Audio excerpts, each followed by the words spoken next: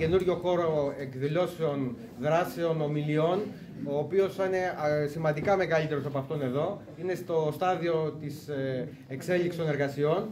Φιλοδοξούμε από τον Φεβρουάριο να είμαστε σε αυτόν τον καινούριο χώρο, αλλά στόχος μας είναι οι εκδηλώσεις να γίνονται στο χώρο του μουσείου. Θα μπορούσαμε να τον κάνουμε και κάπου αλλού. Αλλά είναι και ευκαιρία να επισκεφτούμε και τον χώρο του μουσείου. Είναι κάποιοι που και για πρώτη φορά έχουν έρθει στο χώρο μας και για μας είναι σημαντικό μέσα από αυτές τις δράσεις που κάνουμε και να δίνουμε έτσι βαρύτητα και στον συγκεκριμένο χώρο. Ζητώ από την αρχή την υπομονή σας, αλλά πιστεύω όλοι μας με την εκδήλωση όπως θα εξελιχθεί θα έχουμε ένα ευχάριστο απόγευμα. Και οι καιρικές συνθήκες είναι δύσκολες, οπότε περιμένουμε κάποιους που ακόμα δεν έχουν παρκάρει να έρθουν ώστε να ξεκινήσουμε την εκδήλωση. Σας ευχαριστώ πάρα πολύ για την υπομονή σας. Ευχαριστώ πάρα πολύ.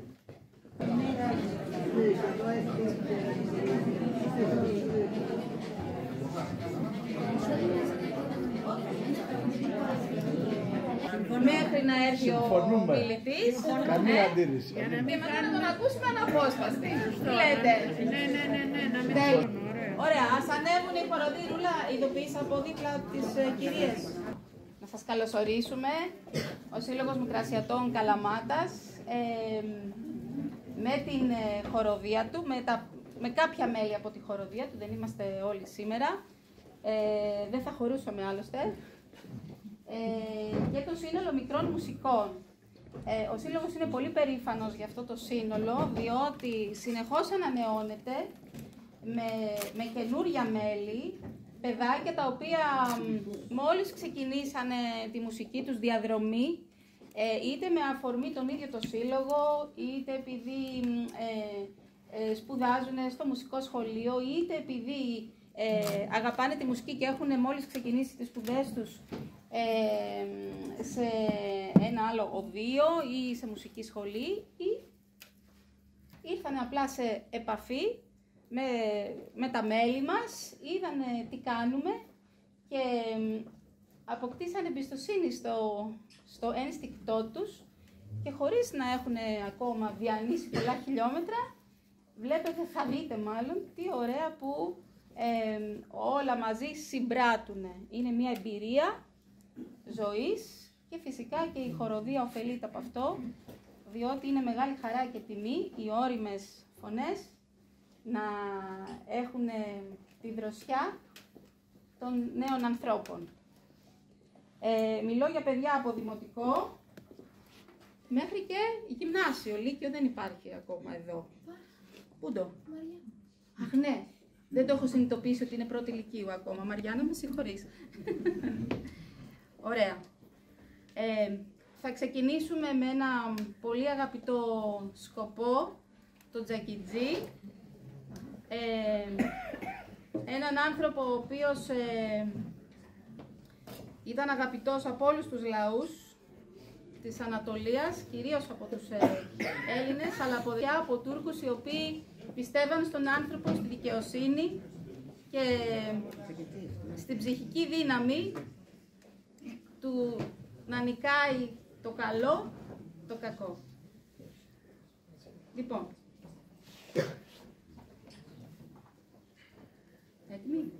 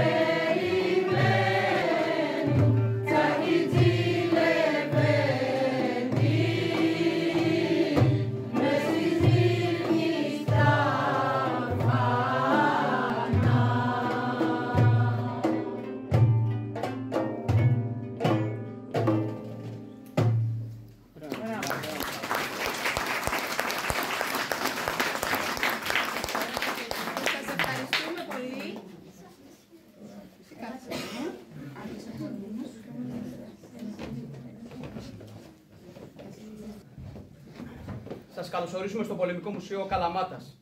Το μουσείο μας διαχρονικά μέσω των εκθεμάτων μεγάλης ιστορικής αξίας που παρουσιάζει σκοπό έχει να μεταλαμπαδεύσει τόσο την ιστορία των ενόπλων δυνάμεων όσο και του έθνους μας. Η εκδήλωση προς τιμή του Νικόλαου Πλαστήρα με αφορμή τη συμπλήρωση 140 χρόνων από την γέννησή του συνδιοργανώνεται από το Πολεμικό Μουσείο Παράρτημα Καλαμάτας και το Σύλλογο Μικρασιατών Καλαμάτας με κεντρικό μιλητή τον κύριο Θανάση Χρήστου, καθηγητή νεότερης και σύγχρονης ιστορίας στο τμήμα Ιστορίας Αρχαιολογίας και Διαχείριση Πολιτιστικών Αγαθών της Σχολής Ανθρωπιστικών Επιστημών και Πολιτιστικών Σπουδών του Πανεπιστημίου Πελοποννήσου. Εν συνεχεία θα συμμετέχει η χοροδία και το σύνολο των μικρών μουσικών του Συλλόγου υπό τη διεύθυνση της κυρίας Γεωργίας Ψαραδέλη. Παρακαλούμε τον Αντιπεριφερειάρχη κύριο Αναστασόπουλο Ευστάθιο να προσέλθει στο βήμα να απευθύνει χαιρετισμό.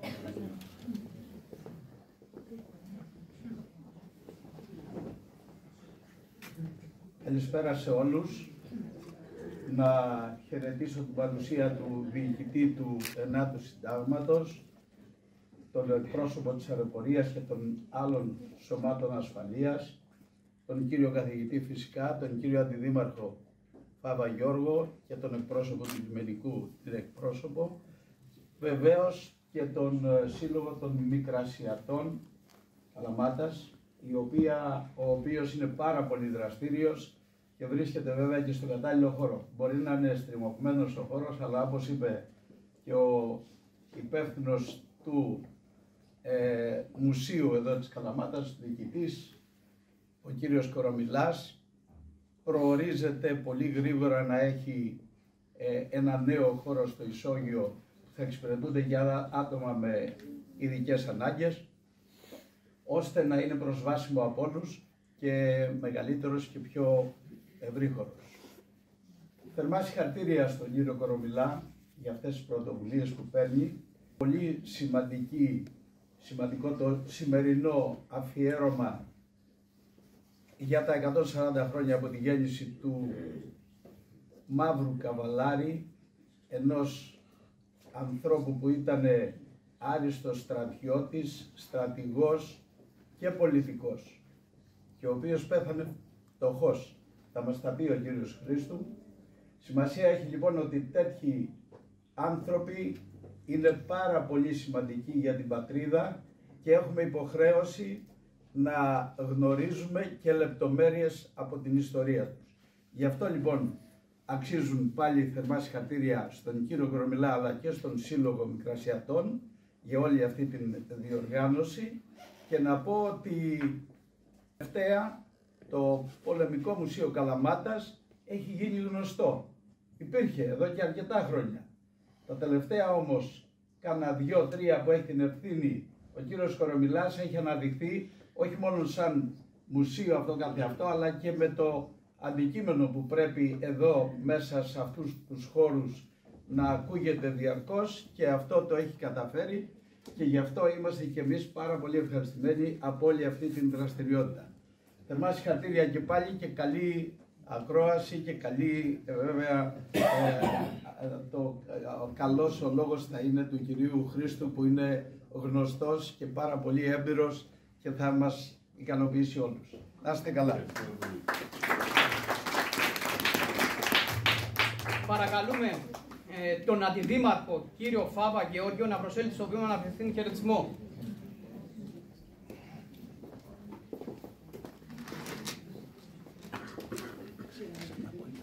Πολύ σύντομος θα είναι, αν και νομίζω ότι ο χαιρετισμός του δικού μας είναι τόσο σημαντικός όσο αυτά τα οποία θα ακούσουμε από τον κύριο Χρήστο.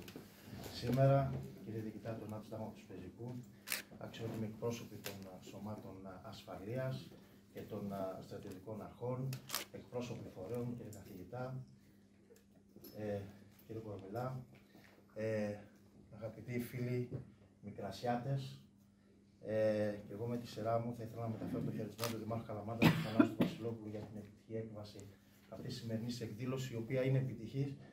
Είμαι σίγουρος ότι θα είναι επιτυχής γιατί ο κύριος Χρήστου θα έχει να μας πει πολλά για έναν ιδιαίτερα σημαντικό άνθρωπο, τον Νικόλαο Πλαστήρα, ο οποίος με την δυναμική του παρουσία από την ημερομηνία από το έτος γέννησής του το 1873 μέχρι το 1953 που απεβίωσε, μας έδωσε να καταλάβουμε ότι η Ελλάδα είναι τόσο ισχυρή σε ανθρώπους που έχουν τεράστιο ταλέντο, όπως ο Στήρας, για να μπορέσει να κάνει πράγματα τα οποία λίγοι θα μπορούσαν.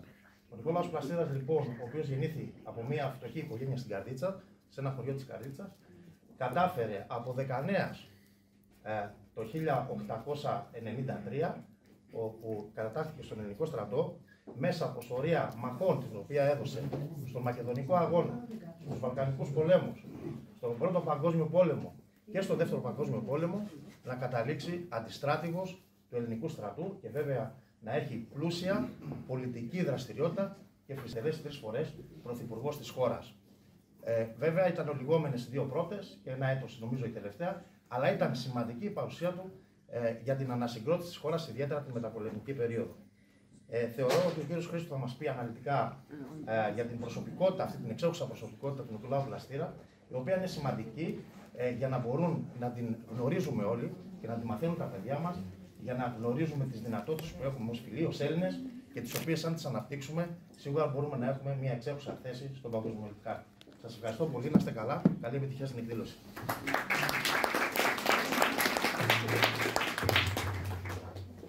Παρακαλούμε τον διοικητή του 9ου Συντάγματος Πεζικού, κύριο Λιμπερέα Δημήτριο, να προσέλθει στο βήμα να απευθύνει χαιρετισμό.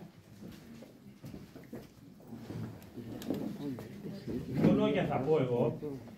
Ο Νικόλαος Πλαστήρας δημιούργησε και διοίκησε το Σεϊτάν Ασκέρ, το στρατό του Σαντανά.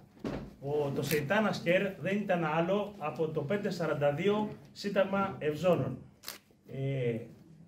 Ήταν ο μακροβιότερος διοικητής, 3,5 χρόνια διοικητής του 542, ξεκίνησε το Φεβρουάριο του 19 στην Οδυσσό για ένα εξάμηνο και ακολούθως το καλοκαίρι τον Ιούνιο αποβιβάστηκε με πλοία στη Σμύρνη, όπου παρέμεινε για 3 χρόνια μέχρι το Σεπτέμβριο του 22.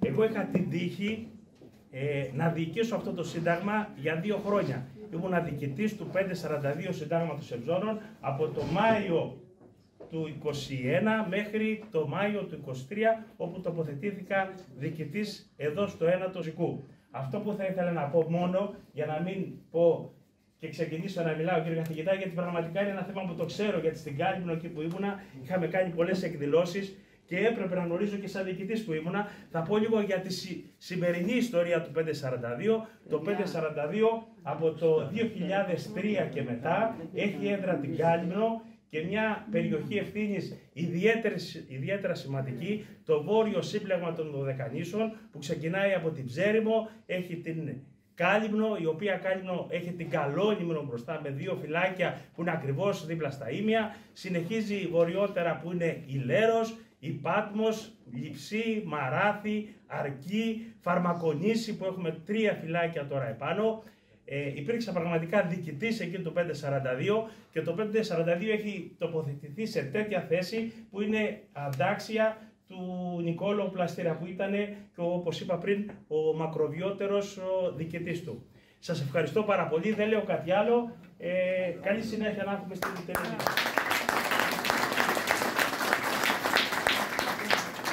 Παρακαλώ την πρόεδρο του Συλλόγου Μικρασιατών Καλαμάτας, κυρία Αργυρό Μητράκου, να προσέλθει στο βήμα να απευθύνει χαιρετισμό.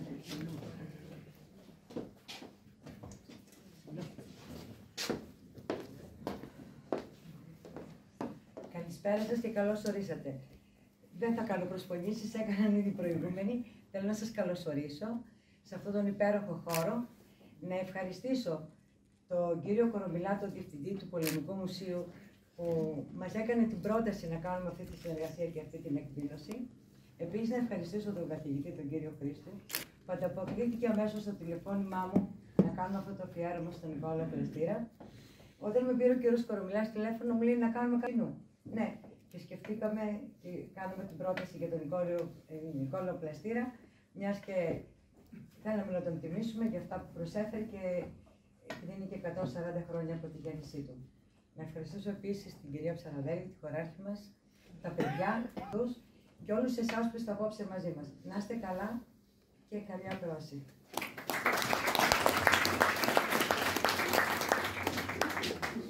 Παρακαλούμε τον Διευθυντή του Πολεμικού Μουσείου Καλαμάτας, Σταγματάρχη Πεζικού, κύριο Χρήστο Κορομιλά, να προσέλθει στο βήμα να απευθύνει χαιρετισμό.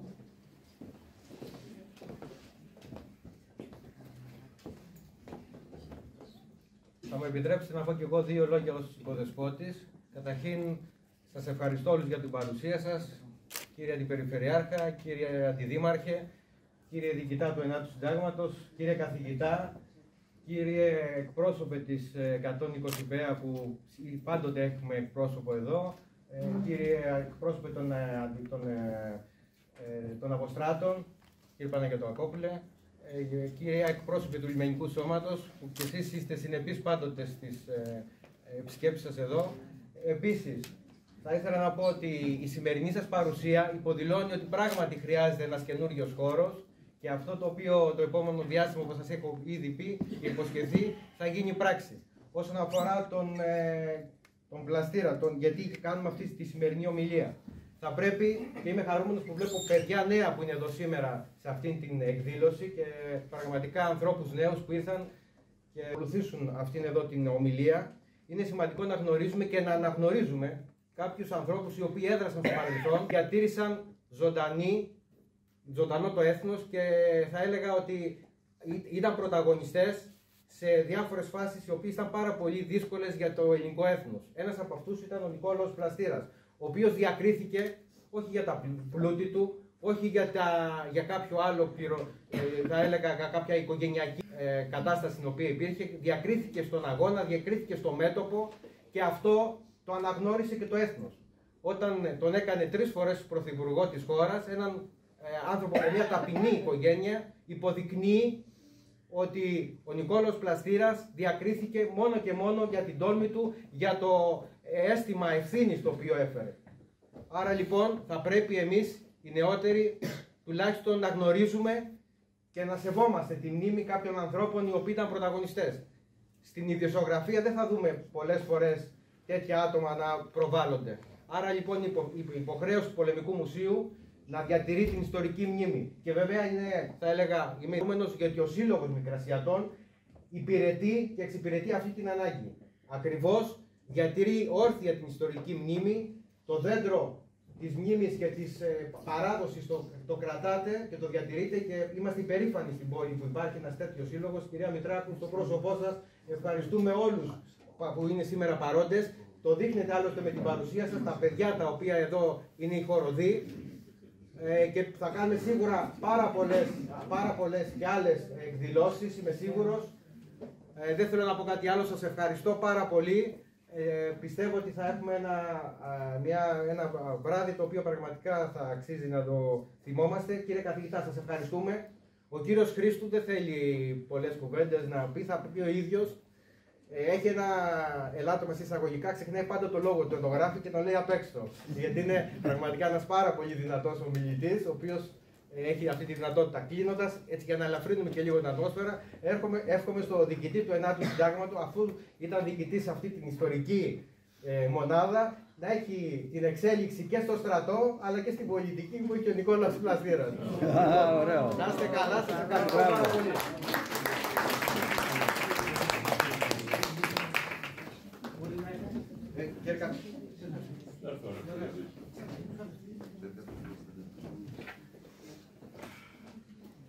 Παρακαλούμε τον κύριο καθηγητή Θανάση Χρήστο να προσέλθει στο βήμα.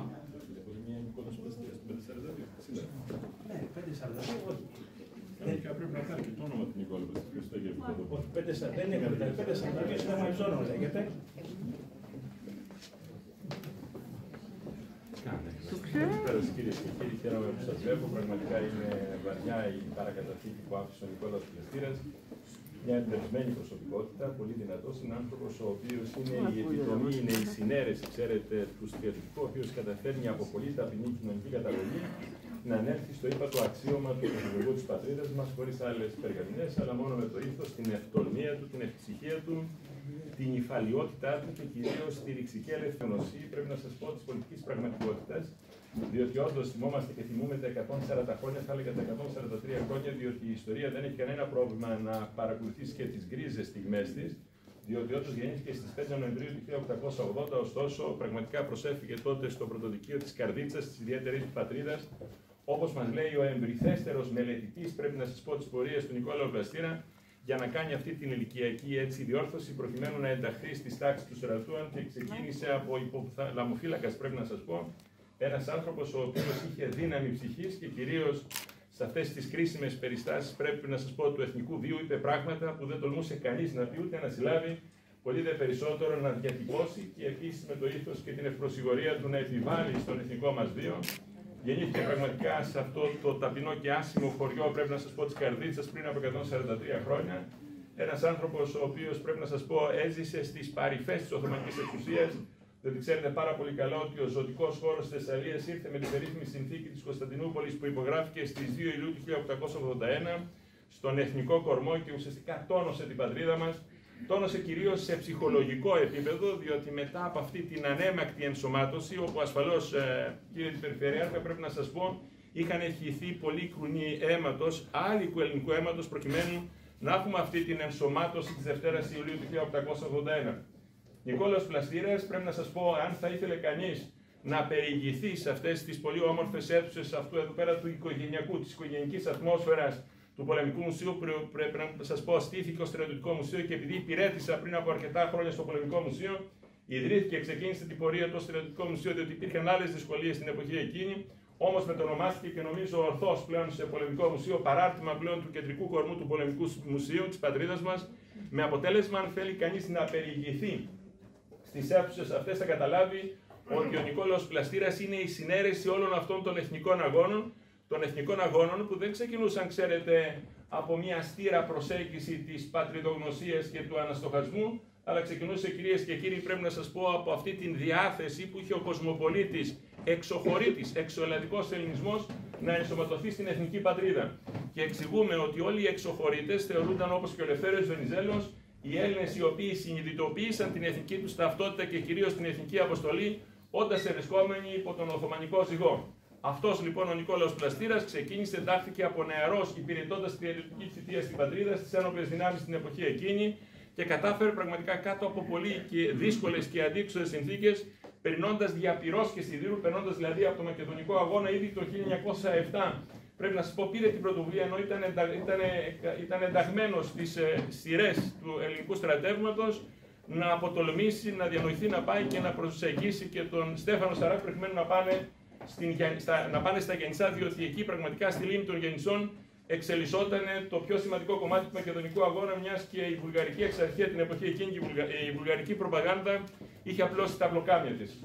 Άρχισε λοιπόν αμέσως μετά από αυτή την πρωτοβουλία, θέλησε να ενταχθεί, ξέρετε, στο στρατόπεδο του Βενιζέλου, και δεν ήταν δυνατόν ένας εξωχωρήτης στρατιωτικός και πολιτικός στη συνέχεια, διότι στο πρόσωπό του συνδυάζει αυτά τα δύο χαρακτηριστικά. Στρατιωτικός από τοπική κοινωνική καταγωγή, ο οποίος γίνεται πολιτικός. Πετυχημένος πολιτικός. Άνθρωπος ο οποίος καταλάβαινε ότι οι ένοπλες δυνάμεις έχουν έναν συγκεκριμένο ορίζοντα εκτός του στρατοπέδου, εκτός των στρατώνων. Καταλάβαινε την αποστολή του και καταλάβαινε επίσης από ποιο σημείο και πέρα οι ένοπλες δυνάμεις θα μπορούσαν να παίξουν εξυγχρονιστικό ρόλο, υπογραμμίζω, στα πολιτικά πράγματα της πατρίδας μας. 1907 στο Μακεδονικό μέτωπο, 1909 βρίσκεται κοντά στον στρατιωτικό σύνδεσμο. Επικεφαλής, πρέπει να σας πω, του στρατιωτικού συνδέσμου είναι ένας αποδιοπομπαίος τράγος εντός εισαγωγικών, ο Νικόλαος Ζορμπάς, ένας επιτελικός αξιωματικός, ο οποίος έχει θεωρηθεί ότι είναι ο εμπνευστής και εφαρμοστής ακριβώς των επιτελικών σχεδίων του αποτυχημένου ελληνικού πολέμου του 1897.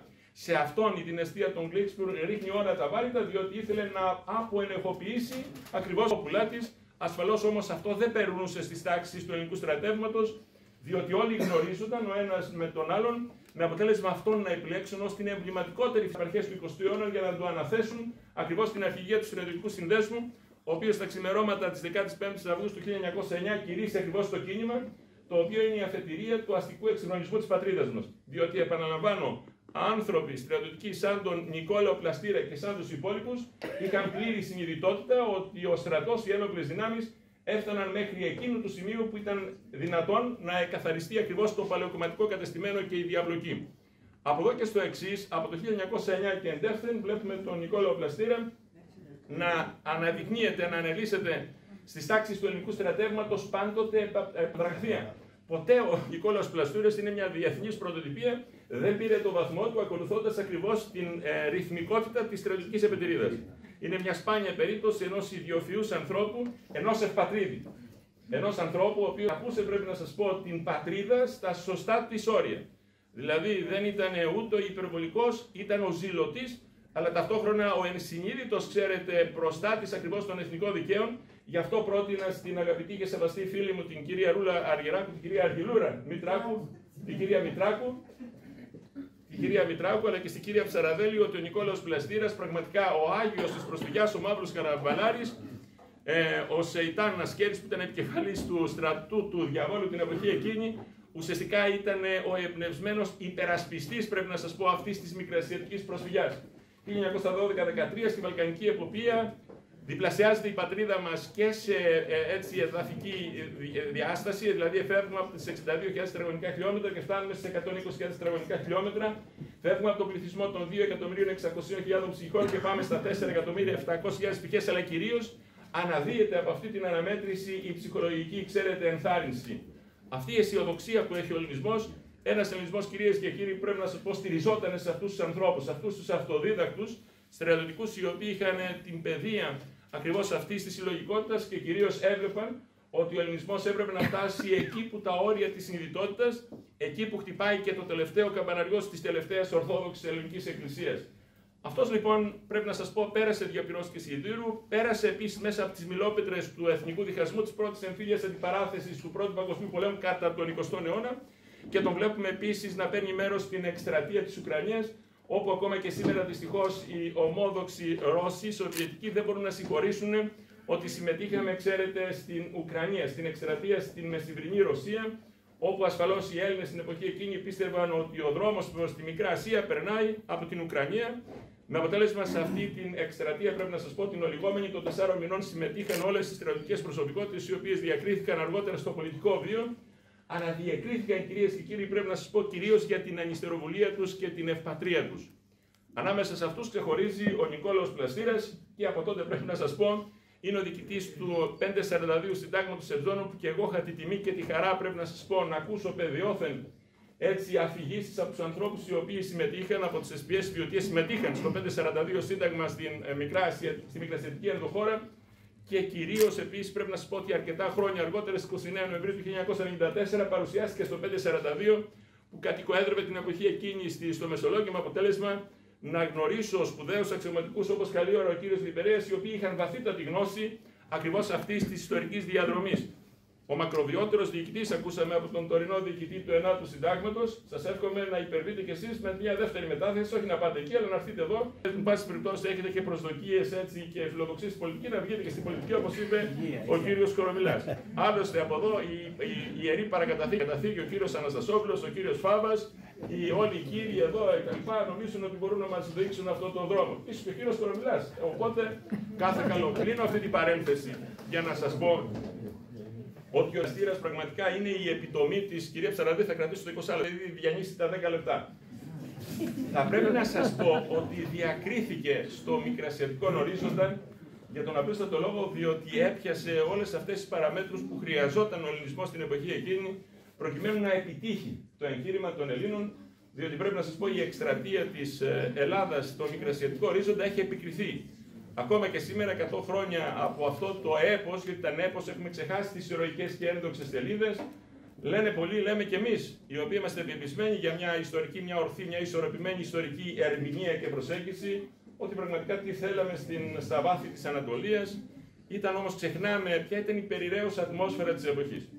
Και η περιραίουσα ατμόσφαιρα της εποχής έλεγε, κυρίες και κύριοι, ότι ο ελληνισμός πίστευε ότι από τη στιγμή που ξεσηκώθηκε το 1821, ότι ο απότερος στόχος των Ελλήνων δεν ήταν να φτάσουν στην Αθήνα. Η Αθήνα ήταν ανύπαρκτη σαν εθνικό κέντρο. Έπρεπε να φτάσουν στην Κωνσταντινούπολη. Και όπως λέει στη διοίκηση των συμβάντων της ελληνικής φυλής ο Θεόδωρος Κολοκοτρώνης, ότι αν κρατούσε η Ομόνοια των Ελλήνων για ένα χρόνο θα φτάναμε πραγματικά στα κράσιβεδα της Κωνσταντινούπολης. Πριν όμως άρχισε πραγματικά η διχόνοια, ο καθένας πίστευε ότι μπορεί να είναι ο καπετάν ένας, ότι έχουμε τη δύναμη να κάνουμε το εξής, ότι μπορούμε να εφαρμόσουμε το μωραΐτικο σύστημα, το οποίο έχουμε ξεχάσει να το λέμε και μάλιστα εμείς οι ακαδημαϊκοί δάσκαλοι εδώ στο Πανεπιστήμιο Πελοποννήσου. Αλλά οπωσδήποτε η φιλοδοξία ήταν να φτάσουν στο ένα και μοναδικό εθνικό κέντρο που ήταν η Κωνσταντινούπολη. Σας υπενθυμίζω, κυρίες και κύριοι, ότι το δεύτερο εθνικό κέντρο επινοήθηκε από τον βασιλιά της Βαβαρίας Λουδοβίκο τον Πρώτο, ο οποίος ήταν ένθερμος φιλέλληνας και ο οποίος είπε: για να μπορέσουμε να φτιάξουμε ένα δυνατό και εύρωστο κράτος, το πρώτο ελληνικό βασίλειο, για να γίνει εύρωστο κράτος, θα έπρεπε σε κάθε περίπτωση να περάσει σε δεύτερο επίπεδο το πρώτο εθνικό κέντρο η Κωνσταντινούπολη και να επινοηθεί ένα άλλο εθνικό κέντρο. Και θυμήθηκαν, επειδή ήσαν πραγματικά σοβαροί φιλέλληνες, γιατί την πρωτεύουσα της Βαβαρίας ο Λουδοβίκος ο πρώτος την έκανε Αθήνα του ποταμού Ίζαρος, μια δεύτερη Αθήνα, και έφτιαξε μέχρι και την απομίμηση της Ακρόπολης στις όχθες του ποταμού Δούναβη, την περίφημη Παλκάλα. Και σου λέει, προκειμένου να φτιάξουμε ένα κράτος δυνατό και αποτελεσματικό, θα φέρουμε στο φως της ιστορικής συνείδησης την Αθήνα ως το προπύργιο του αρχαίου ελληνικού κόσμου με τις αξίες του. Και τούτο το επινόησαν για τον απλούστατο λόγο, διότι όταν εκείνοι αισθάνθηκαν μια ευρωστία, είπαν ότι πού την οφείλουμε, πού τη βρίσκουμε, πού ακριβώς πρέπει να καταλάβουμε το μέτρο αυτής της ευρωστίας, της κοινωνικής επιφάνειας και του χρήματος. Και την αναζήτησαν και την βρήκαν στον αρχαίο κόσμο. Επομένως, έχουμε το δεύτερο εθνικό κέντρο την Αθήνα από το 1834 και δεύτερο. Από το 1834 μέχρι το 1919, επειδή είχαν ζήσει, πρέπει να σας πω, και όλους αυτούς τους διωγμούς των μικρασιατών που βρίσκονται σήμερα και έχουν στερεώσει την πατρίδα μας, γιατί ασφαλώς δεν θα ήταν η Ελλάδα σήμερα χωρίς αυτό το δυστυχώς μαύρο πέτρινο κεφάλαιο της μικρασιατικής τραγωδίας. Δεν σας αναφέρω τις επιτυχίες που έχουμε μέχρι τις 13 Αυγούστου 1922. Πρέπει να καταλάβουμε ότι ο ελληνισμός είχε δεχθεί πάρα πολλούς, είχε νιώσει στο σώμα του, το συλλογικό, πάρα πολλούς διωγμούς. Είχαν ξεκινήσει οι Τούρκοι διωγμούς από το 1896, το 1904 και από το 1914, κυρίες και κύριοι, στο 1918, πράγμα το οποίο ήξερε η γενιά εκείνη, είχε ένας ελληνισμός 900.000 ψυχών, παρακαλώ, είχε φύγει από αυτές τις πατρίδες, διότι ήταν το σχέδιο των νεοτούρκων, των κεμαλιστών, των σκληρών εθνικιστών, ότι η Τουρκία πρέπει να διώξει όλες τις εθνότητες, και προς αυτή την κατεύθυνση είχαν παίξει πρωταγωνιστικό ρόλο οι φίλοι μας οι Γερμανοί, οι σύμμαχοί μας Γερμανοί, με αποτέλεσμα να εξεριζωθούν 900.000 Έλληνες, οι οποίοι άμα τη αφήξη του επίσημου ελληνικού κράτους με τη μεραρχία του Νικόλαου Ζαφυρίου επανακάπτει αυτός ο ελληνισμός. Είναι φοβερό που μέσα σε 3 μήνες, από το Μάιο, κύριε την Περιφερειάρχα, από το Μάιο του 19 μέχρι το Σεπτέμβριο του 19, αυτός ο Έλληνας κόσμος έχει επιστρέψει στις πατρογονικές του εστίες. Θα πρέπει λίγο να σας πω ότι έχουν αυτά τα βιώματα. Με αποτέλεσμα, πηγαίνουν στη μικρασιατική ενδοχώρα ύστερα από την απόφαση των 4 ισχυρών της Σαντάτ, κυρία Ψαραδέλη, χαίρομαι τώρα σας βλέπω, σας έβλεπα νωρίτερα, να φτάσει αυτός ο ελληνισμός, πρέπει να σας πω, είναι φίλη μου παλιά η κυρία Ψαραδέλη, και παρακολουθούσε ακριβώς τις διαλέξεις όταν ήρθε το 2003 για πρώτη φορά εδώ.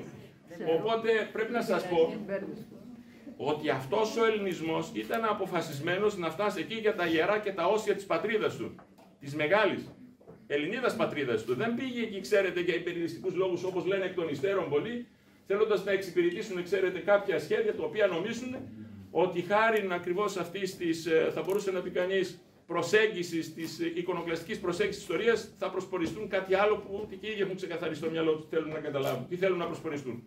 Εν πάση περιπτώσει, αυτός ο ελληνισμός έφτασε εκεί, διότι πίστευε ότι πραγματικά εκεί είναι η μήτρα του. Και είναι η μήτρα του για 2 σημαντικούς λόγους. Πρώτον, διότι ο αρχαίος ελληνικός κόσμος κατάφερε, διανοήθηκε και αναστοχάστηκε πάνω στις αρχές του κόσμου, δηλαδή χωρίς τους προσοκρατικούς φιλοσόφους, χωρίς τον πατέρα της ιστορίας, τον Ηρόδοτο, τον Ελικαρνασσέα, χωρίς τον Όμηρο με τα ομηρικά έπι, χωρίς ακριβώς την τραγωδία, χωρίς αυτά τα μεγάλα μνημεία, αλλά και ο έτερος μεγάλος πυρώνας του ελληνισμού που είναι ο χριστιανισμός. Δηλαδή, κυρίες και κύριοι, πρέπει να σας πω, χωρίς τις 4 μεγάλες οικουμενικές συνόδους, χωρίς τις 7 εκκλησίες της Αποκάλυψης. Έχουμε τις 7 εκκλησίες της Αποκάλυψης. Έχουμε τους πατέρες της εκκλησίας, δηλαδή αυτή η διτότητα του σημερινού ελληνικού κόσμου, δηλαδή χωρίς τον αρχαίο ελληνικό κόσμο και χωρίς την ορθόδοξη παράδοση, δεν μπορεί να καταλάβει τον ελληνισμό. Άρα η μικρασιατική ενδοχώρα είναι η μήτρα του ελληνισμού. Γι' αυτό πήγαμε, αυτό το ξεχνάμε. Ξεχνάμε ότι έχουμε τους πατέρες, τους μεγάλους πατέρες της εκκλησίας, οι οποίοι τι έκαναν. Και έχουμε ξεχάσει και αυτό. Κατάφεραν να συνδυάσουν αυτόν τον λόγο της αρχαίας ελληνικής φιλοσοφίας με το πνεύμα της νέας θρησκείας, που η νέα θρησκεία ήταν ο χριστιανισμός στην εποχή εκείνη. Αυτόν τον συνδυασμό τον έκανε ο μικρασιατικός κόσμος. Η Μικρά Ασία λοιπόν είναι το λίκνο του πολιτισμού και αυτό δεν το ξέχασαν ποτέ, διότι σας υπενθυμίζω ότι όταν έγινε η περίφημη μάχη στο Μαξιτζιρκέρ το 1071, υπήρχαν 25 εκατομμύριες Ελληνορθόδοξοι. 25 εκατομμύρια, επαναλαμβάνω, να ακούσετε και νομίζετε ότι έχω κάνει λάθος επειδή ξέχασα το λόγο, όπως λέει ο κύριος Κορομιλάς. Επαναλαμβάνω, 25 εκατομμύρια Ελληνορθόδοξοι.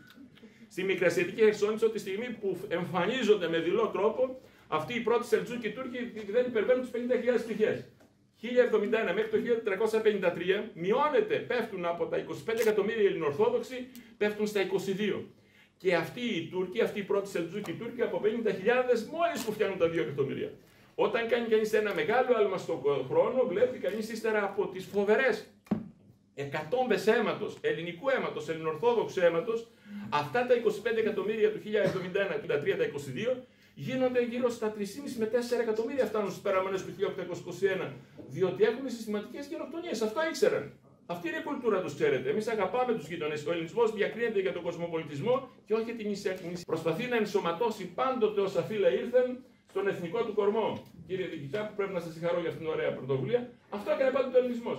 Και περνάμε από το 1821, διότι εκεί θεωρούν οι Τούρκοι ότι είναι το πρώτο ξεχύλωμα του μεγάλου πουλόβερ που έχουν δηλαδή τη Μεσόγειο ως δική τους θάλασσα, ξεκινάει το 1821 και δεν περιμένουν σε καμία περίπτωση ότι ύστερα από το 1821, διότι αυτοί έχουν δει 11 μεγάλα 1821, 11 μεγάλες επαναστάσεις Ελλήνων από το 1453 στο 1821. Σου λένε θα είναι το 12ο αυτό. Έλα όμως που η γενιά των Ελλήνων του 1821 δεν ήταν τυχαία γενιά, μπορούσε να κάνει πολλές υπερβάσεις, έφτιαξε το δικό της έπος, δηλαδή δημιούργησε ένα κράτος. Αφού όταν ιδρύθηκαν, όταν υπογράφηκαν, όχι ιδρύθηκαν, όταν υπογράφηκαν τα 3 πρωτόκολλα της ανεξαρτησίας, φίλες και φίλοι μου, χαίρομαι πολύ που είστε εδώ και πολλοί φοιτητές μου, όπως ο κύριος Αργυρολιόπουλος, ο Νικολόπουλος, εκεί ο οποίος είναι μαγνητοσκοπή, υπήρχαν πολύ λίγοι Έλληνες οι οποίοι πίστευαν ότι θα ιδρυθεί ένα κράτος. Μόνο ο Καποδίστριας το πίστευε. Ενώ υπήρχαν πολλοί Έλληνες που στις παραμονές του 1821 πίστευαν ότι θα δημιουργηθεί μια ανεξάρτητη εθνική αιστεία, στις παραμονές της 22ης Ιανουαρίου, 3 Φεβρουαρίου του 1830, λίγοι πίστευαν, ο Καποδίστριας τους έλεγε παιδιά, έχουμε φτιάξει ένα κράτος. Πίστευαν ότι θα δημιουργήσουν μια ημιαυτόνομη φόρηση ηγεμονία, ποτέ όμως ένα κράτος. Το έφτιαξαν αυτοί οι Έλληνες, γι' αυτό οι Τούρκοι μας θεωρούν τους θανασιμότερους εχθρούς τους, ξέρετε. Διότι μετά φτάσαμε στο 1897 που μας πήραν φαλάκι, αλλά φτάσαμε και στο 1909 και στο 1912-13 όπου πρωταγωνίστησαν προσωπικότητες όπως ήταν ο Νικόλαος Πλαστήρας. Πρέπει να σας πω ότι μου δόθηκε η ευκαιρία πριν από 9 μήνες να μιλήσω σε έναν πανθεσσαλικό σύλλογο από όλη τη Θεσσαλία, από όλο τον θεσσαλικό χώρο που φέρνει το όνομα Νικόλαος Πλαστήρας. Και πραγματικά είχαν μαζευτεί χίλιοι Θεσσαλοί στο υπαίθριο θέατρο του Δήμου της Ηλιούπολης. Με αποτέλεσμα να τους πω, κυρίες και κύριοι, αυτοί ήσαν οι άνθρωποι οι οποίοι αναδείχθηκαν από την πέτρα και τη στέρηση. Διότι ο Νικόλαος Πλαστήρας έχει να αντιμετωπίσει πάρα πολλά πράγματα. Βεβαίως δεν θα σας τα πω σήμερα όλα. Θέλω να σας πω ότι η επιτομή της ιστορίας, η επιτομή αυτού του μουσείου, ξεκινώντας από το Μακεδονικό Αγώνα, φτάνοντας ακριβώς εδώ στα τάγματα, περνώντας εδώ στη Μικρασιατική εκστρατεία. Η Μικρασιατική εκστρατεία δεν έχετε βάλει πουθενά τον Νικόλαο Πλαστήρα. Αν τον έχετε βάλει, τον βάλετε σε μεγάλη. Περίεργη θέση, κύριε Κορομπίλα. Φτάνουμε εδώ στον Ιταλικό Ελληνογερμανικό πόλεμο, περνάμε στη Γερμανοκρατία. Αείμνηστος Νικόλαος Πλαστήρας, ξέρετε, αυτός ο ταπεινής κοινωνικής καταγωγής είχε ψυχία. Και είχε και οξυδέρκεια. Διότι δεν χρειάζεται να έχει κανείς το ένα, πρέπει να χρειάζεται και τα δύο. Δηλαδή ήταν ο εύψυχος άνθρωπος, ο οποίος, γι' αυτό λέμε χάρισμα, και όταν έρχεται η σημερινή επιστήμη που έχει προχωρήσει τόσο πολύ, κυρία Αναστασόπουλε, πρέπει να σας πω, δεν μπορεί να δώσει τον ορισμό τι σημαίνει, τι είναι η ιδιοφυΐα, τι είναι η ευφυΐα, τι είναι η νοημοσύνη. Γι' αυτό λέμε ότι η ιδιοφυΐα είναι πάρα πολύ κοντά, ξέρετε, με την αποδρομή της, δηλαδή την τρέλα. Αυτός ο ευφυής και μοναδικός άνθρωπος αυτή τη στιγμή είχε την ευψυχία, αλλά το χάρισμά του σε κάποιες στιγμές του επέτρεπε να είναι διορατικός. Ήταν πράγματι διορατικός και στο Μακεδονικό αμέτωπο και στη Βαλκανική επόμενη και στη Μικρασιατική. Γι' αυτό τον επικήρυξε ο μοναδικός αξιωματικός, τον οποίο έχει επικηρύξει ο Κεμάλ, ο Μουσταφά Κεμάλ. Και είναι ο μοναδικός αξιωματικός που σήμερα πρέπει να σας πω, αν πάτε στο Πολεμικό Μουσείο, στο αντίστοιχο, κύριε Κορομιλά, σας προσκαλώ να πάτε. Δεν έχω πάει, το έχω δει μόνο από βίντεο. Δεν πάω στην Τουρκία, δεν με έχουν προσκαλέσει, έχω πολλούς Τούρκους φίλους, αλλά δεν πάω, δεν ξέρω γιατί από μέσα μου αντιδρά το DNA μου. Ο μοναδικός στρατιωτικός για τον οποίο λένε ότι κατηγορήθηκε για εσχάτη προδοσία ενώ τον είχε επικηρύξει ο Μουσταφά Κεμάλ Ατατούρκ, είναι ο Νικόλαος Πλαστήρας. Είναι φοβερό αυτό που γίνεται. Γιατί? Διότι δεν μπορούσαν να το κάνουν καλά. Διότι το 542 Ευζωνικό Σύνταγμα, πρέπει να σας πω, υποχώρησε εν πλήρη τάξη. Είναι φοβερό μέσα σε αυτή την, έτσι, σε αυτό τον Αρμαγεδόνα. Αυτό το οποίο έγινε στις 3 τα ξημερώματα της 13ης Αυγούστου από τον Κοτσάντεπε, και είχε οχιβάλει το στρατηγείο του Μουσταφά Κεμάλ Ατατούρκ και έδωσε την εντολή.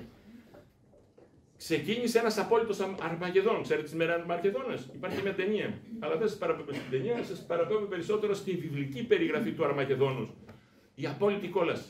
Σε αυτή την απόλυτη κόλαση στάθηκε αυτός ο μαύρος καβαλάρης, ο οποίος, αν το δείτε στη φωτογραφία, είναι λιπόσακος. Ίσα ίσα καταλαβαίνει κανείς ότι το καπέλο του, η στολή του στρατιωτική μπαίνει μέσα. Αλλά όμως, κάνοντας τη σύγκριση, θα δείτε ότι έχει το μοναδικό ακτινοβόλο βλέμμα αισιοδοξίας και επιτυχίας. Αυτός ο σπουδαίος Έλληνας αξιωματικός πρέπει να είστε υπερήφανοι. Και πρέπει, πιστεύω, αν το έχετε, να το εισηγηθώ και στον αρχηγό, γιατί θα ονοματίσει το 542 ο Νικόλαος Πλαστήρας για να το ξέρουν, να θυμώνται το όνομα αυτού του σπουδαίου ανθρώπου, ο οποίος ήταν διορατικός. Ο ταπεινός αυτός ο άνθρωπος, πρέπει να σας πω, είδε μέσα σε αυτή την κόλαση, και το έχω περιγράψει στο τελευταίο βιβλίο που παρουσίασε πριν από 18 μέρες στην Παλαιά Βουλή, είχε το πλέον φλέμα, πρέπει να σας πω, το φωτοβόλο. Από μόνος το καθίσει. Όχι, γιατί πρέπει να σας πω, πρέπει να υπάρχει κάποιος μακρινός ανιψός από την πλευρά του αδελφού του, ο οποίος έμεινε άνεργος και δεν θέλησε να τον Νικόλαος Πλαστήρας, όνε βρισκόμενος ο ίδιος στον πρωθυπουργικό θόκο. Αυτοί ήταν οι πολιτικοί άντρες και στρατιωτικοί την εποχή εκείνη. Ο Νικόλαος Πλαστήρας προσπάθησε όμως ο γιατρός του να διατηρήσει για 27 έτη την καρδιά του, πρέπει να σας πω. Και την έδωσε τότε και προς τιμή της μεταπολιτευτικής κοινωνίας, της μεταπολίτευσης της Τρίτης Ελληνικής Δημοκρατίας, που όλοι συνενώθηκαν να τιμήσουν αυτόν τον σπουδαίο, πηγαίνοντας να θάψουν, και τότε έθαψαν και την καρδιά του πάνω στο χωριό του στο Βουνέσι, στο Μορφοβούνι. Θέλω να σας πω, κυρίες και κύριοι, έτσι χωρίς να εξαντλήσω τη διάθεση, μπορώ να σας μιλάω πολλές ώρες για τον Νικόλαο Πλαστήρα, γιατί τον θαυμάζω. Έχω, πρέπει να σας πω, τον Ιωάννη Καποδίστρια, τον Κωνσταντίνο Καραθεοδωρή και τον Μαύρο Καβαλάρη στον γραφείο μου, για να μου θυμίζει ποια είναι τα σύνορα της νοητής πατρίδας του ελληνισμού. Διότι τα σύνορα της νοητής πατρίδας του ελληνισμού, κυρίες και κύριοι, έχουν να κάνουν με τον κοσμοπολιτισμό. Δεν έχουν και να κάνουν, ξέρετε, με έναν στήρο ενεργητισμό που θέλουν πολλές φορές να μας λένε οι γείτονές μας, κυρίως οι γείτονές μας, αλλά και οι μεγάλοι μας σύμμαχοι, ότι θα πρέπει να νιώθουμε ενοχικά. Διότι αυτοί οι σπουδαίοι Έλληνες, οι οποίοι ήσαν αυτοδίδακτοι, πρέπει να σας πω, ένιωθαν μέσα από τα βάθη της ψυχής τους να έρχεται στην επιφάνεια της συνείδησης και της καθημερινότητάς τους αυτό το οποίο ήταν Ελληνίδα πατρίδα σε όλο τον 20ο αιώνα μέχρι και το Δεύτερο Παγκόσμιο Πόλεμο. Αυτός λοιπόν ο Νικόλαος Πλαστήρας, πρέπει να σας πω, είναι ο εμπνευστής και ο άνθρωπος ο οποίος επέλυσε το μέγα ζήτημα των εθνικών γεών στις 14 Φεβρουαρίου του 1923 με δια της πάθης, με τον γόρδιο δεσμό, μία και έξω. Γενιές επηγαίνουν, εφόσον δολοφονήσαμε τον Καποδίστρια, δεν μπορούσαμε να λύσουμε τις εθνικές γεές. Ήρθε αυτός, κόλλησε μέσα με ένα νομοθετικό διάταγμα. Γι' αυτό πρόκοψαν, γιατί λένε κανείς, σε ποιες παραμέτρους στάθηκε ακριβώς αυτός ο έμφυτος κοσμοπολιτισμός και η δημιουργικότητα που είχαν το 1,5 εκατομμύριο προσφύγων. Σε αυτούς τους ανθρώπους, όπως ήταν ο Νικόλαος Πλαστήρας, δεν το ξέρουμε. Υπήρχαν γέες εθνικές ατελείωτες. Γι' αυτό παρορμητικά, κύριε Ψαραδέλη, σας είπα ότι πραγματικά είναι ο εμπνευσμένος, ο εψυχωτής, ο υπερασπιστής του Μικρασιάτη πρόσφυγα ελληνισμού, ο οποίος πρόσφυγας ελληνισμός πρόκοψε και έφτασε στην Ελλάδα εδώ που έφτασε. Με αποτέλεσμα, όταν κάνουμε ένα μεγάλο άλμα, για να μην μακρηγορώ, να μην σας πω τι έγινε κατά τη διάρκεια του Μεσοπολέμου, αλλά το τι έκανε κατά τη διάρκεια του Δευτέρου Παγκοσμίου Πολέμου, όταν είναι ο άνθρωπος, είναι ο σοφός. Είναι ο Νέστορ του ελληνισμού, ο οποίος βρίσκεται στη νίκη της Γαλλίας, τον ταλαιπωρεί το επίσημο ελληνικό κράτος στην εποχή εκείνη, μάλιστα πρέπει να σας πω, αλλά αυτός καταφέρει να επανακάμψει στην πατρίδα μας στις 16 Δεκεμβρίου του 1944, ευρισκόμενος πάνω σε ένα πρωτενικό αεροπλάνο της RAF, όταν ήρθε στην Αθήνα. Και ξέρετε πολύ καλά ότι σαν αυτές τις μέρες πριν από τόσα χρόνια, στις 3 Δεκεμβρίου του 1944, ξεκίνησαν τα Δεκεμβριανά, ξεκίνησε η περίφημη μάχη των 33 ημερών στην Αθήνα. Η μάχη, κυρίες και κύριοι, και ο δεύτερος γύρος του εμφυλίου, που ουσιαστικά ήθελαν ο ξένος παράγοντας κυρίως να πάμε και σε έναν τρίτο, γύρω δηλαδή 46-49, για να μην ζητήσουμε αυτά τα οποία είχαμε προσφέρει στον Δεύτερο Παγκόσμιο Πόλεμο. Διότι αν είχαν αφήσει την Ελλάδα αξιοπρεπή και ευημερούσα, θα ζητούσε αυτά τα οποία είχε προσφέρει. Όταν όλοι είχαν καθυποταχθεί, η Ελλάδα μόνη στάθηκε απέναντι στους ισχυρότερους στρατούς, τον Ιταλικό και την Βέρμα, και την νικήσαν μάλιστα 2-24 ώρα έξω από την Καστοριά και τη Φλόρινα, πρέπει να σου πω. Αλλά για να μην μακρηγορώ, κυρίες και κύριοι, να σας πω ότι αυτός ο άνθρωπος ήρθε στις 16 Φεβρουαρίου, στις 16 Δεκεμβρίου του 1944 και έγινε πρωθυπουργός στις 5 Ιανουαρίου του 1945 και μέχρι στις 8 Απριλίου του 1945, για να μην συνεχιστεί ακριβώς αυτή η εκατόμπη, αυτή η τραγωδία της εμφυλιοπολεμικής αντιπαράθεσης, είπε πράγματα που δεν θέλησαν οι ισχυροί της εποχής να ακούσουν. Δηλαδή να υπάρξει καταλογή, να υπάρχει σοφροσύνη, να κάνουμε μια υπέρβαση εμείς οι Έλληνες, να δούμε η ελίτ, γιατί λένε και ο ελληνικός λαός τι έκανε. Ο ελληνικός λαός στην εποχή εκείνη περισσότερο ήταν αναλφάβητος. Και αν πραγματικά αυτός ο ελληνικός λαός πρόκοπτε διότι ακουμπούσε στις παραδοσιακές αρετές. Οι ελίτ όμως, οι οποίες ήταν μορφωμένες και εγγράμματες, μπορούσαν να καταλάβουν πώς θα λύσουν αυτό το πρόβλημα. Και όταν εμφανίστηκε από την πλευρά, γιατί ήταν φιλοβενιζελικός, ήταν της βενιζελικής παράταξης, του κόμματος δηλαδή, του ενός κόμματος που πρωταγωνίστηκε στον εθνικό διχασμό, είπε ότι θα πρέπει να τα βρούμε, ρε παιδιά. Και ο άλλος πόλος, για να σας αναφέρω, από την πλευρά του Λαϊκού Κόμματος, από την πλευρά της δεξιάς, να πούμε, ήταν ο Παναγιώτης Κανολόπουλος, ο οποίος έγινε και αυτός πρωθυπουργός για 22 μέρες τον Οκτώβριο. Τον Νικόλαο Πλαστήρα τον άφησαν από την 5η Ιανουαρίου του 1945 μέχρι την 8η Απριλίου και του έφεραν στο φως μία επιστολή στο Ελληνικό Νέμα, που ήταν δυστυχώς ένας συμπατριώτης μας εδώ, ο Ευστράτιος Κουλουμπάκης, στο Ελληνικό Νέμα, ότι δήθεν είχε στείλει, χωρίς δήθεν είχε στείλει μια επιστολή στον Ιωάννη Μεταξά, που του έλεγε ότι κοίταξε να δεις, αντιμετωπίσαμε τους Ιταλούς, θα τους ρίξουμε τώρα στην Αδριατική θάλασσα, αλλά για να σώσουμε τα προσχήματα πρέπει να μεσολαβήσει η Γερμανία. Πράγμα που η Γερμανία το έκανε. Διότι σας υπενθυμίζω τώρα και θα κλείσω εδώ για να μην σας μπερδεύω με πολλές ιστορικές πληροφορίες. Στις 29 Νοεμβρίου του 1941 ο Μεταξάς πέθανε. Ξέρετε ποια είναι η επίσημη αιτία του θανάτου του? Η αμυγδαλίτιδα. 2 μέρες νωρίτερα είχαν έρθει 2 Βρετανοί ιατροί και του είχαν κάνει μια ένεση. Στις 18 Ιανουαρίου του 1941 ο Ιωάννης Μεταξάς είχε στείλει την περίφημη νότα, μια μη ρηματική διακοίνωση προς τη Μεγάλη Βρετανία που έλεγε ότι όσα μας υποσχεθήκατε σε 100.000 στρατό, δεν μας τα δώσετε, δεν μας κάνετε το ένα, δεν μας κάνετε το άλλο. Με καλό τρόπο, διότι ήταν Βρετανόφιλος, ήταν Γερμανόφιλος ο Μεταξάς στον Πρώτο Παγκόσμιο Πόλεμο, είχε μεταλλαχθεί σε Βρετανόφιλος στο Δεύτερο Παγκόσμιο Πόλεμο. Και τους τα είπε καλόπιστα. Εκείνοι όμως βρισκόμενοι σε μια φάση δύσκολη, το πήραν από την ανάποδη. Έλα όμως που τα πράγματα εξελίχθηκαν διαφορετικά, έλα που αυτή την πολιτική την είχε υποστηρίξει πιο πριν από όλους ο Νικόλαος Πλαστήρας, ο οποίος ακριβώς δεν βόλευε το κατεστημένο και τον πήραν, έβαλαν επικεφαλής τον Πέτρο Βούλγαρη, τον αρχινάβαρχο του Ελληνικού Στόλου, ο οποίος δεν είχε καμία σχέση με την πολιτική. Βλέπουν ότι ο κόσμος αντιδρά, δεν θέλει τη βία, έχουμε την συνθήκη της Βάρκηζας, προσπαθεί ο κόσμος να τα βρει. Ο απλός κόσμος καταλαβαίνει ότι οι μισές οικογένειες είναι από εδώ και πρέπει να βρουν έναν τρόπο συνύπαρξης. Το λέει για πρώτη φορά ο Νικόλαος Πλαστήρας, τον αποδομούν με αυτόν τον τρόπο στις 8 Απριλίου του 1945. Βλέπουν την αντίδραση, βάζουν άλλον έναν, τον εκφραστή από τον άλλο χώρο, τον Παναγιώτη Κανελόπουλο, τον σπουδαίο αυτόν διανοητή ψύχρεμον άνθρωπο, από την 1η έως την 22 Οκτωβρίου. Και ο άλλος πόλος της εξουσίας ήθελε πάλι την καταλλαγή. Δηλαδή, Νικόλαος Πλαστήρας και Παναγιώτης Κανελόπουλος ήθελαν ακριβώς αυτό το οποίο έλεγε η υποψηφία του ελληνικού λαού. Έχουμε την κομματική μας ταυτότητα, έχουμε το πολιτικό μας προσανατολισμό, αλλά μπορούμε να συνυπάρξουμε. Αυτό δεν το ήθελαν το 1945. Για να μην σας κουράζω, ο Νικόλαος, ο Μαύρος Καβαλάρης, το 1950, όπως είπε ο φίλος μου, ο αγαπητός ο κύριος Γιώργος Φάπος, ο οποίος μας τιμά πάντοτε στα ιστορικά συνέδρια που κάνουμε στο Πανεπιστήμιο, είπε μια σοφή κουβέντα ότι ήταν πολλές φορές πρωθυπουργός, μία όπως σας είπα το 1945, μία δεύτερη πρέπει να σας πω ήταν όταν έχουμε το διάλειμμα των 5 μηνών μέχρι το 1950 και από την 1η Νοεμβρίου του 1951 έως τις 11 Οκτωβρίου του 1952, όταν έχουμε την περίφημη δίκη του Νικού Μπελογιάννη, όπου εκτελέστηκε τα ξημερώματα της Κυριακής 4 και 12 στις 30 Μαρτίου 1952. Ο Πλαστήρας περνούσε ένα εγκεφαλικό, ήταν 73 χρόνων, δεν υπήρχαν τα μέσα που υπάρχουν σήμερα, οι θεραπευτικές αγωγές, οι άνθρωποι με ένα αυτό τελείωναν. Τα αντιβιωτικά είχαν ανακαλυφθεί το 1943, το 1952 δεν υπήρχαν τα αντιθρομβωτικά που υπάρχουν σήμερα, με αποτέλεσμα να είναι ουσιαστικά ο άνθρωπος αυτός σκληρής και να μην καταλάβει τι γίνεται. Δεν είναι το γεγονός μόνο της εκτέλεσης, που ο ελληνισμός, ξέρετε, έχει μια μεγαθυμία και τους αντιπάλους που δεν ήταν αντίπαλος, ο Νίκος Μπελογιάννης, δεν ήθελαν να τους εκτελούν. Έφερε η παράδοση ότι δεν ήθελαν να γίνονται εκτελέσεις το πρωί της Κυριακής. Τον εκτέλεσαν όμως και εκτέλεσαν βασικά αυτή την πολιτική του Νικόλαου Πλαστήρα περί της έτσι επαναπροσέγγισης, περί της καταλλαγής, περί των περίφημων μέτρων ειρήνευσης, για να σας μεταφέρω ακριβώς το όνομα της πολιτικής. Δεν θέλω να σας κουράσω. Πεθαίνει πραγματικά ο άνθρωπος αυτός στις 26 Ιουλίου του 1953, ακριβώς 70 χρόνια από σήμερα, ένας άνθρωπος μοναδικός, συνετός, δεν άφησε καμία περιουσία πίσω του, πέθανε πάνω σε ένα στρατιωτικό ράτζο, θα το έχετε ακούσει, αδωρότατος, κυριολεκτικά αδωρότατος, αρχαίος Έλληνας στη ψυχή, δωρικότατος στις εκφράσεις τους, ένας σοφός, ένας νέστορα για τον ελληνισμό. Νομίζω ότι και η επιγενόμενη γενιά αυτή τον ακολούθησε, διότι πράγματι και ο Αλέξανδρος Παπάγος είχε καταλάβει τη σοφροσύνη και την παρά το γεγονός ότι ήταν ιδεολογικά αντίπαλος ο Αλέξανδρος Παπάγος, είχε καταλάβει ότι επρόκειτο για έναν σοφό και σπουδαίο άνθρωπο, όπως αυτοί αναδεικνύονται, ξέρετε, μέσα στην πορεία του ελληνισμού, και τον τίμησε στην κηδεία του απένιμε τις τιμές εν ενεργεία πρωθυπουργού της ελληνικής πατρίδας.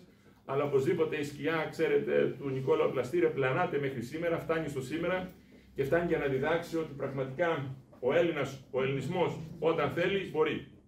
Και όταν μπορεί, πρέπει πραγματικά να του δώσουμε τις δυνατότητες, κυρίες και κύριοι, και εδώ σε αυτή τη μικροκοινωνία, τη μυσηνιακή, την καλαματινή κοινωνία, εδώ από αυτές τις ταπεινές δυνάμεις που έχουμε, μπορούμε να κάνουμε να γυρίσει πραγματικά ο τροχός της ιστορίας και η πατρίδα μας πάντα, ακόμη και σήμερα, να βρεθεί σε πορεία νίκης και σε πορεία ενσωμάτωσης αυτού του πολιτισμού που έρχεται μέσα από τα βάθη των αιώνων.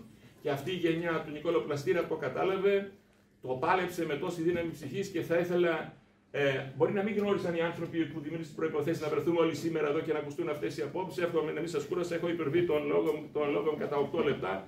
Να σας πω μόνο το εξής, ότι πραγματικά θέλω να συγχαρώ και δεν το κάνω τυπικά και την Ρούλα, την αρχιρούλα, την κυρία Αργυρούλα την Μητράκου και τον φίλο μου από παλιά, τον Χρήστο Κορομιλά, που σας εύχομαι να γίνετε και ταξίαρχο, που σας είπα, με βάση αυτή την προσφορά σας εδώ, και τον διοικητή εν ενεργεία του 9ου Συντάγματος που σήμερα γνωρίζω, και τον εκπρόσωπο των Αποστράτων, και τον κύριο συνταγματάρχη, τον κύριο Πεσμεναγό. Θα σας έχω και εσάς φοιτητή, γιατί διδάσκω πολλά χρόνια, 25 χρόνια στη Σχολή Διοίκησης Επιτελών Αεροπορίες, και τους αγαπητούς φίλους εδώ, τον κύριο Περιφερειάρχη, τη σύζυγό του, την κυρία εκπρόσωπο του Λιμεναρχείου, τον κύριο εδώ τον ξέρω, τον γνωρίζω, τον φίλο μου τον αντιδήμαρχο. Αλλά τελευταία, πριν όμως κάτι στην καρδιά μου, αφήνω την αγαπητή φίλη που έτσι γνωριστήκαμε στο μουσικό σχολείο, την κυρία Ψαραβέλη, και όλους εσάς τους φοιτητές μου που οδηπόρησαν, εσάς που παρακολουθήσατε αυτή την περιδιάβαση της καρδιάς, διότι οι άνθρωποι σαν τον Νικόλαο Πλαστήρα με τη βαριά σκιά τους μας οδηγούν σε αυτή τη στοχοθεσία που έδειξε ο Θόδωρος Κολοκοτρώνης, το πρόταγμα της φυλής μου. Σας ευχαριστώ και συγχαρητήρια πάλι σε όλους.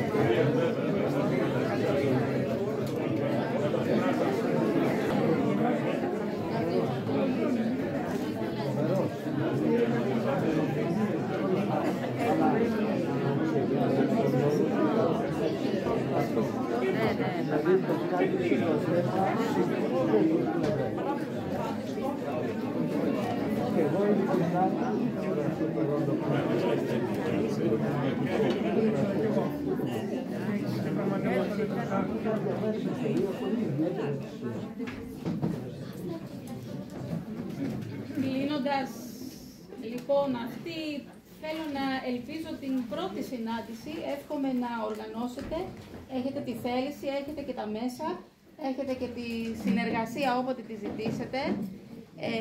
Πολλές τέτοιες συναντήσεις ιστορικού, περιεχομένου, πολιτισμικού, ανθρώπινου περιεχομένου, διότι εδώ μιλάμε πλέον για ηθικές αξίες, για ανθρώπινες αξίες, κάτι που και η μουσική μας έχει κάνει, έχει κρατήσει το νήμα του πολιτισμού, της ιστορίας και του ήθους, θα πω, μέσω κάποιων ανθρώπων που εμφανίστηκαν στην ιστορία με διάφορα ονόματα, μέσα από διάφορες θέσεις, να υπηρετήσουν τα ιδανικά και τις αξίες του ελληνικού πολιτισμού, θα πω. Τέτοιο είναι και το τραγούδι που θα ακολουθήσει. Είναι από την Κρήτη, ακριτικό τραγούδι, από τα παλαιότερα δηλαδή δημοτικά τραγούδια που μας έχουν σωθεί, και ακριβώς για ένα πόλεμο μιλάει, του ανθρώπου να βρει έναν τρόπο και έναν τόπο να συνομιλήσει με τον εαυτό του, να καταλάβει τη δύναμή του και να την αξιοποιήσει κατά πώς πρέπει. Περάστε.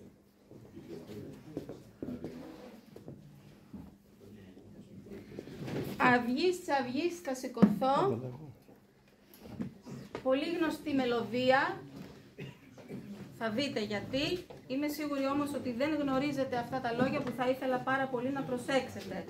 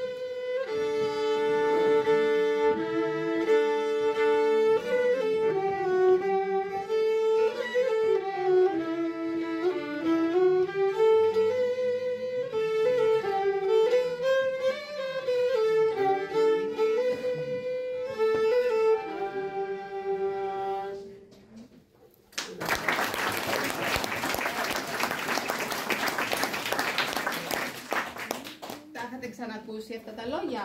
Όχι. Χαίρομαι που τα ακούσατε για πρώτη φορά και έτσι μπορείτε να το αναζητήσετε. Αυγής της Αυγής.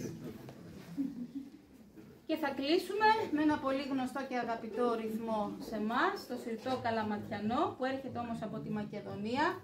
Όχι τυχαία διαλεγμένα αυτά τα τρία τραγούδια από τις περιοχές Μικρά Ασία, Κρήτη και Μακεδονία.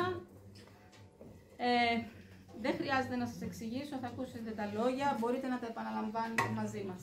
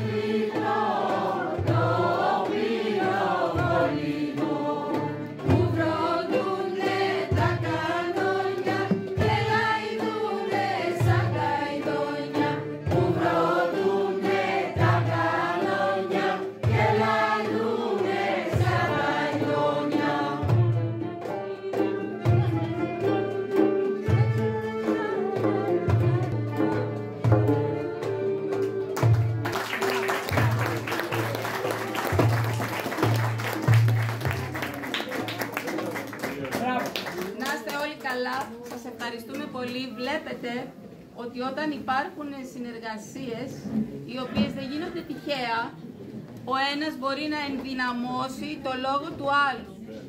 Η μουσική δεν πλαισιώνει απλά. Η μουσική υπογραμμίζει, ανυψώνει, αναδεικνύει και τονίζει αυτό που ο λόγος έχει να πει. Νομίζω συμφωνείτε. Συμφωνούμε, βέβαια. Να είστε καλά, σας ευχαριστούμε και εμείς πολύ για την τιμή. Πριν αποχωρήσουμε, θα ήθελα για ένα λεπτό μόνο να σας ευχαριστήσω όλους για την υπομονή σας, να είμαστε όλοι αισιόδοξοι, να είμαστε υπερήφανοι για το παρελθόν μας. Διαπιστώνουμε ότι πολλοί με το αίμα τους πότισαν το δέντρο της ελευθερίας και πρέπει και εμείς με τη σειρά μας να σταθούμε στο ύψος των περιστάσεων, να μην κακομοιριάζουμε και να κοιτάμε μπροστά με αισιοδοξία. Έχουμε ένα μεγάλο παρελθόν και οφείλουμε να το στηρίζουμε. Να είστε καλά. Κάτω υπάρχει ένα μικρό κέρασμα από το Σύλλογο Μικρασιατών, ένα πολύ ωραίο γλύκισμα, τους οποίους τους ευχαριστώ πολύ για την βραδιά που μας χαρίσει, όπως και στον εξαίρετο καθηγητή μας, τον κύριο Χρήστο. Είμαστε περήφανοι που εδρεύει στην Καλαμάτα ο κύριος Χρήστος. Να είστε καλά. Ευχαριστώ πολύ.